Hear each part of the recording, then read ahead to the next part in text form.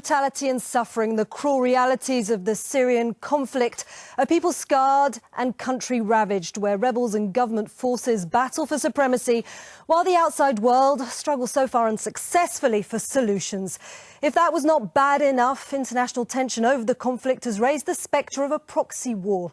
To discuss what's going on in Syria and to answer your questions, I'm joined by Carla del Ponte, who's a member of the UN Independent Commission of Inquiry on Syria. Carla del Ponte, many thanks for joining us on iTalk. So, as I mentioned, you are part of this investigating commission on Syria, which reported new levels of brutality. Now, you're certainly not new to this game. What stood out for you? Yes. Good afternoon. You see, we issue the fifth report, and we can just see that the war crimes and crimes against humanity are growing. Much more commission of crimes and much more brutality. And as it was in the other report, from both sides we have crimes. So, what crimes are we talking about? What particularly stood out for you in terms of the crimes committed? All sorts of violent crimes. We have from killing, torture, sexual violence, executions, deportation. If you look at the list of the possible war crimes or crimes against humanity, you have all included in what's happened now in Syria. And at the end, we have also elements of chemical weapons. We're going to now go to our first question, and that is about chemical weapons. My name is Anna. I'm from Poland. And I wanted to ask a question. Is there any proof of chemical weapon in Syria? And how would this influence the whole situation? So there's certainly very strong evidence, but you're lacking the incontrovertible proof, aren't you, if you're not allowed to go into the country? Exactly. In the report, you can read that we identify 4 locations where chemical weapons were used. But the investigation is ongoing. The Secretary General appointed a special mechanism to investigate, and we need experts on this issue. And I think the best now, after the Commission could establish that chemical weapons was used from both parties, we must now wait until the investigation are done, properly done and finished. Do you think the UN will be allowed to get into the country to get this proof that is required? I think so, and I hope that also the members of the Commission will be allowed to enter Syria. Then we are hindered in our work, in our activity, while we have no access to Syria. So not only the special investigators about chemical weapons, but we shall be able to enter Syria as soon as possible. Do you have any idea of a time frame as to when you might possibly be able to enter? No, absolutely not. Unfortunately not. But we are still asking the UN and the Russian and all states that can help us to have access to Syria.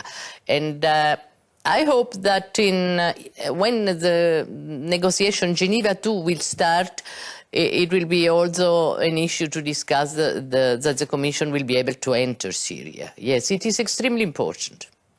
Back in May, you caused some controversy with your statements when you said that there was evidence that the rebels had been using chemical weapons. Do you regret having said that? No, absolutely not. And I confirm that. But of course, they are not conclusive evidences. There were first elements of an investigation. And so let's see what will happen. What will happen during the investigation. But we got some elements, of course, because otherwise I would not speak about. But the evidence seems to show that the chemical weapons are used more by the regime than by the rebels. I don't know. As I said, now it is it is time to wait and to have the final results of the investigation. We're going to go now to our next question, which we received via social media, and that is from Mahmoud Bey, who's a Syrian national. And he asks, why does the West say a lot and do little? When will the war end? It's a good point, and I think it's a feeling that is reflected by a lot of people, that there's a sense of frustration that things aren't moving fast enough. This war has been going on for 2 years. There's tens of thousands of deaths, but the West seems to be dithering. What I can say is that all the victims are expecting peace and justice.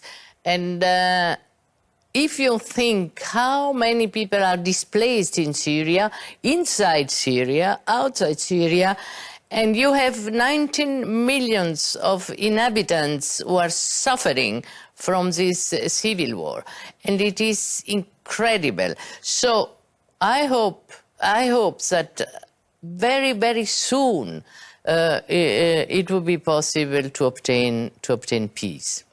And do you still hold out hope for this Geneva peace conference, given the fact that it's very difficult to get an opposition to take part because it's not represented?